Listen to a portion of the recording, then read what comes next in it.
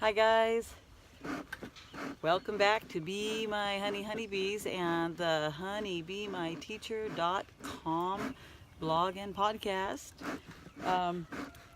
Right now I picked up 2 Nucs and I'm going to be putting them into 2 hive boxes.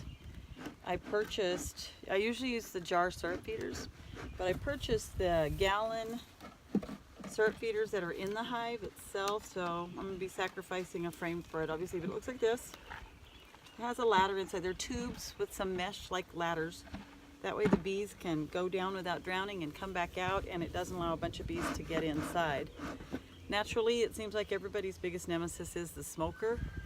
There is a beekeeper in the area who I buy my Nucs from, and what he uses is liquid smoke, and I did use that last year a couple times. It's pretty good, but my liquid smoke has expired, so I've got to buy more. So in the meantime, I'm going to go ahead and try to get this going. So what I did is I used a couple dry pine cones, some wood shavings, denim strips, the smoker fuel, twigs. This has had stuff in it since last season. So all I want to do is get it smoking enough that I can just keep these bees. I don't know these bees, we're just now getting acquainted. So naturally, we need to have a glad to meet you party. There we go. I pulled the pine cones off the tree because they've already gone to seed and bloomed out, and they're brown, and so I put them on top of my shavings and let them dry out a little bit. Smoke can get really hot depending on what you're burning in with pine cones because there is resin in there. Get this bellows to get the flame going. The grass, when you have tall grass like I have right now, you can put some grass blades on top and that'll act like a filter because there's moisture in the grass blades. That will cool the smoke so you don't burn your bees. So don't be afraid to put a little grass on there. That's what I do. There you go. You don't need a lot, just enough to make a difference, right? Okay. Isn't that funny? You don't need a lot to make a difference, just a little. Kind of like everything else, huh? Just a little bit here and there. We can all do a little bit here and there to make a difference. So when I picked up my bees, I got mesh laundry bags because I brought them in my car. I don't have room for more than 2 Nucs at a time. I'll be picking up a couple more. And so the safe thing they recommend is that you put them in a mesh laundry bag. And what that'll do is, should you have an accident or they accidentally get out or the lid pops open, you hit a stop suddenly or something of that nature goes on, there we go, you will have this is just the biggest pain, but you'll have, the bees will be in the bag, you won't lose your bees, and you won't get stung in the car because they don't know you yet. So here's the bag. Here's a Nuc. Great big cardboard, waxy cardboard nest. What it's going to do is I'm going to open it and we're going to transfer the 5 frames that are in there into the hive, and then we're going to leave this open and set right down below because there will be bees hanging on to some of the drawn out comb that they've done. And drawn out comb's nothing more than the wax that they make in the hexagon shapes. They draw that out of their bodies and they draw it out in hexagon shapes onto the walls of their little nests. So I got these mesh bags at Dollar Tree, believe it or not. So if you're going to be a person who picks up a lot of bees over your lifetime, go to Dollar Tree, pick up some mesh laundry bags, save some money because they're $5 at Walmart, and that's kind of a rip. Not kind of, it is. Check Dollar Tree for a lot of things. Don't I mean, there's some things that are 89 cents everywhere else, and that's great. But for a lot of things, you can go to Dollar Tree and get everything you need for something like this for $1. And that's what you want to do. Okay. This is a nucleus, also known as a Nuc. And they transport these. These come from Oregon.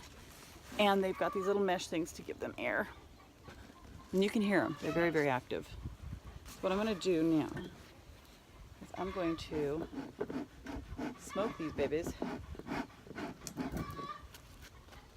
so that they don't come up after me. Hey guys, oh yeah. See? Oh, and I can smell honey. smells beautiful. So they don't really feel threatened by me. They look great. They look like possibly Italians or cannoleans. But we're gonna leave that. They're gonna get into the frame. They're gonna take all that wax. They're gonna take it off of there and take it into this hive. A little condensation in there. So I will shake that into the hive when I'm done. In the meantime, let's give them a little smoke. Let them think there's a fire, so they go down into the hive. They hide into their frames. Always wear protection, especially if you're a beginner. I think everybody should wear protection. There are a lot of beekeepers out there that don't, but they've done it for so long. And there's times I don't wear it for just simple things like pegging in on them and sitting next to them and things like that. They don't bother me. But already the workers are coming up to see me, the guardians, and that's their job. So don't begrudge them of their job. Just get them transferred over. Okay, guys. All right, ladies, here we go. This is my favorite time of year. I love doing this because gloves are hard, I know, because you squish bees sometimes, but there we go. We've got a beautiful frame of drawn out comb. I don't see a queen. She shouldn't be on this one, but she could be, you never know. Okay, and I don't know if they mark these queens. I see drones pigging away at their honey. Honey for my honey. How's everybody doing today? Loving life? I hope so. No reason not to, right? So I'll put this last frame in last, just in case I need extra space. Neighbors are yelling. They got a new pit bull and they got chickens and some other stuff too, so I think that they're having to teach their dog how to be good. Okay, so now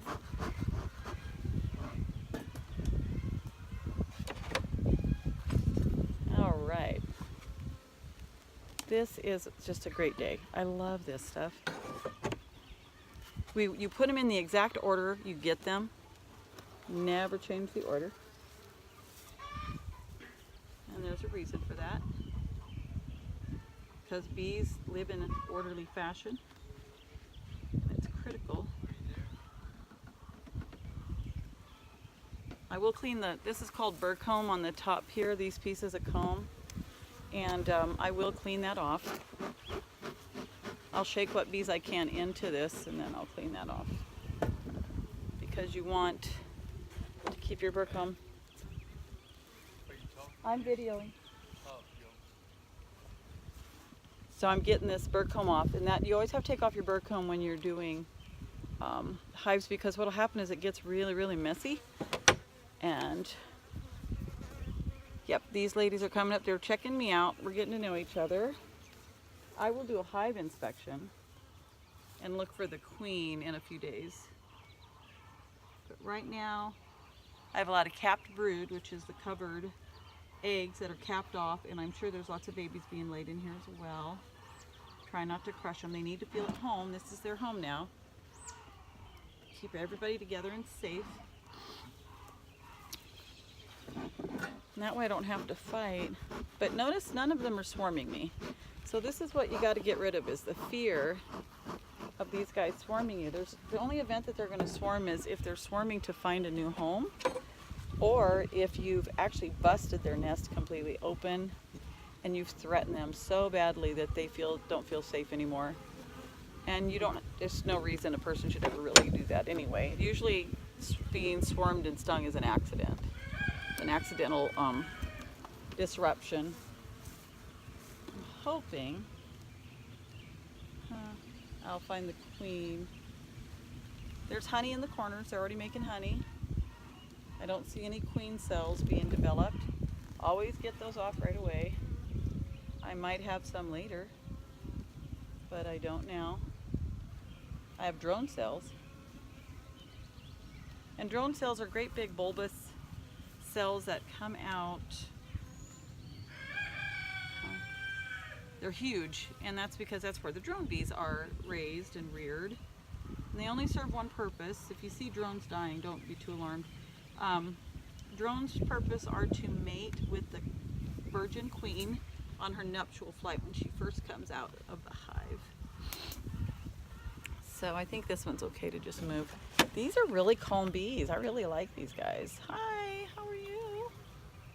I know. Get this off of here. We're kind of glued in. We've been here a while, haven't we? They raise these nucs like this in these boxes so that you can just, they propolize almost overnight, even if they don't. And they're in the screen, they're hanging out there trying to draw a little comb, and I bumped it a little bit, so yeah, I'm hearing a little bit of an alarm. They're like talking like, hey, somebody's in here. And this one's really heavy, so it's all honey. See, I've already got a full frame of honey here. That is wild. That is a full frame, and it weighs, right now this frame's about 3 pounds, and it's honey. This little bumpy thing at the bottom is a queen cell, which I will take off. We don't ever allow queen cells. We'll let the bees eat the honey and the wax, then bring it back, but boy, that's beautiful. Now this is exciting. Okay. This is when I say woot woot. Hey gals. Bees like bee space, so we always give them their space, you know. Make sure that they're not disrupted. So I'm going to smoke the tops of them. Now they're going to get a little active because they're settling in. I'll set these guys down here. You can see inside here where you've got all of these bees inside. But they're going to find their queen, so they're going to come right back up in the hive right here, like they should. And I got a lid full. So I'm going to do this. Yeah, I know. Come on, get down. Now they might come and get me a little bit, but... Alright. Alright guys, get back in there. They gotta get comfortable, they gotta figure out what's going on. This is, you know, like I said, a big disruption to their existing universe. We gotta keep them happy. That's a little too much space on that one frame. Okay, tails are out. They're warning, they're talking to each other. Their tails sticking up, their butts saying, gotta pay attention guys, we got an invader in our midst. And I am. Oh, this is awesome. Okay, I think we've got enough space here. Yep. Okay. So this is an 8-frame hive, so if you use the gallon sugar syrup feeder, there's only room for the 5 frames that come from the nuc and 1 of your own frames. Once nectar starts flowing, we'll take the sugar syrup out. We won't be using it anymore. And we will just replace it with frames. And then we will get a, put a honey super on. This is gonna need a honey super probably in a week. And then I'll buy the, I'll stick with the gallon sugar syrup till nectar is really flowing well. But they look great. I'm really happy about it. So I'm gonna smoke the lid, get the burr comb off of the lid.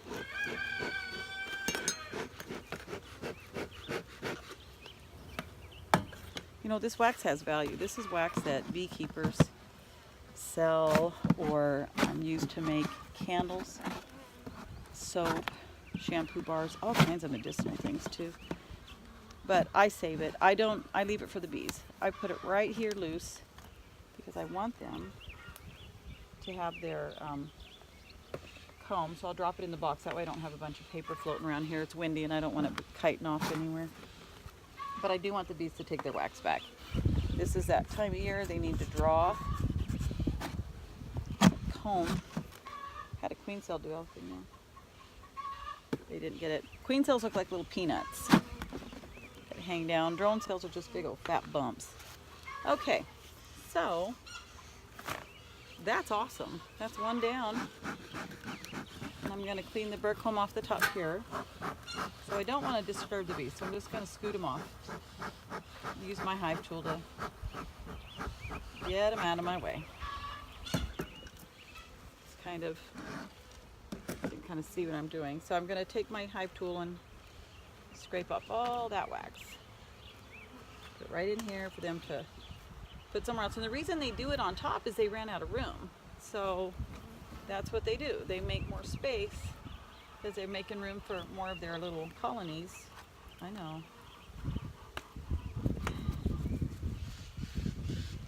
But you don't want it because it can get really messy. It can glue your frames together, and then you got honey everywhere. It's a disaster.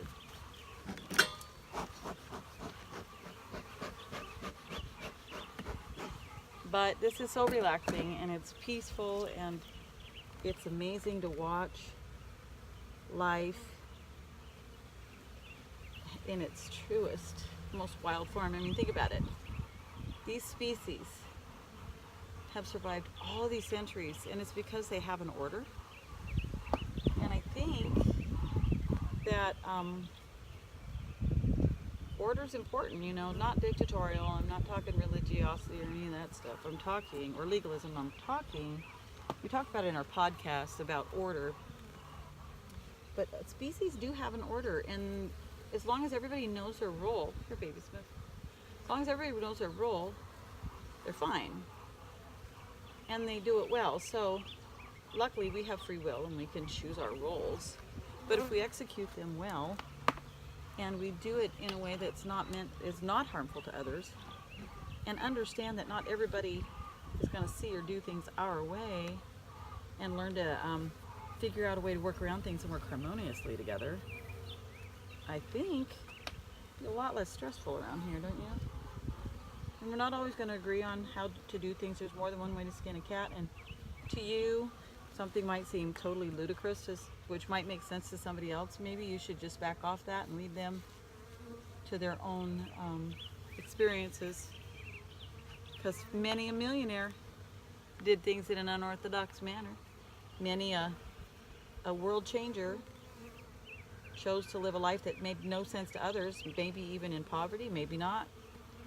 But it wasn't the norm, and it wasn't what someone else thought was the only way to do things. So, you know, cut people a break, right? Beekeeping's like that. There are so many different ways people keep bees on YouTube. You're going to learn so many styles, and I always tell everybody, come on, watch as many as you want to, and learn from them and use what works for you. And then you can always go see a mentor through your local beekeepers association and learn from them too.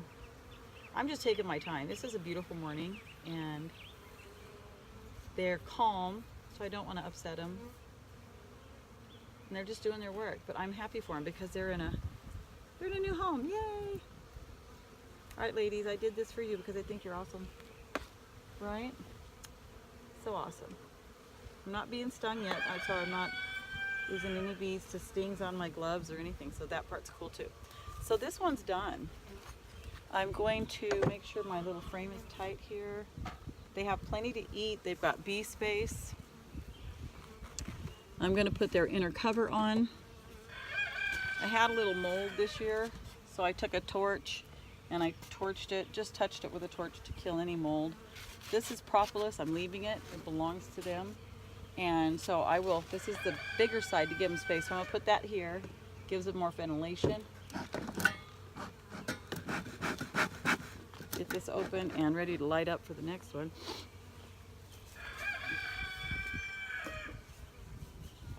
It's going to be the same thing, so I'm not going to video both. I'm just going to show you this one is in good shape.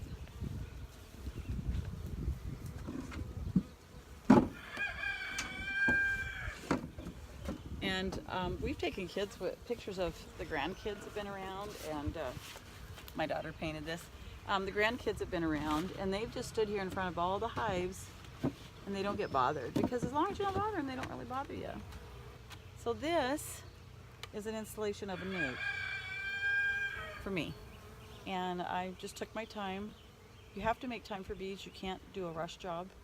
Do it right, and then they'll be in good shape. So far, we seem to be pretty good. Most of them are leaving. There's a few in here, but they'll be gone by tomorrow morning. So now I'm going to work on the second one. Take off my gloves. They're not going to sting my hand or anything. But in this one, I'm using a frame that has comb on it already started. So it gives them a head start. Miss seeing y'all, and I'm glad that you're here. Tune in to the podcast at honeybeemyteacher.com or any other social media platform, in addition to all iTunes, Spotify, and Google Play, all those fun things. But come on down and take a visit, take a listen. The next video is going to be, of course, or the next podcast is going to be on kids, for kids. So get me some submissions, send some fun pictures your kids have drawn, poems, stories, or revelations, or just really neat scenarios, anything that you think the kids will like. In the meantime, I'm going to let these ladies go, get this next hive started, and then I'm going to go to work. You guys have a beautiful day. Be happy, be mindful, but most of all, be kind. I love you guys. I'll see you soon. Bye.